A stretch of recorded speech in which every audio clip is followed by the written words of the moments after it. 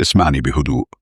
في ناس بتتكلم عن إنجازات ومشاريع ضخمة، بس المواطن سؤاله بسيط جدا: أنا مستفيد إزاي؟ خلينا نمسك 3 أرقام مش شعارات. أول رقم: الفقر. آخر رقم معلن حوالي 29.6%، وفي تقديرات بتقول ممكن يوصل 34 إلى 35%. يعني ملايين مش قادرين يعيشوا بنفس النفس القديم. تاني رقم: عبء الدين. في طرح بيقول إن 65 إلى 68% من الاستخدامات رايحة للديون وخدمتها، يعني مساحة أقل للصحة، أقل للتعليم، أقل لدخل الناس. تالت نقطة: وعد قريب.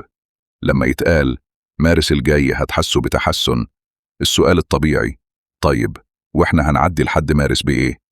المشهد بسيط: البيت بيحسب الشاي والسوبر ماركت والمواصلات، والرزق الحقيقي مش في رقم قياسي، الرزق الحقيقي في قوة الشراء. لو الأرقام بتقول ضغط، يبقى المواطن حاسس بالضغط، حتى لو الكلام غير كده.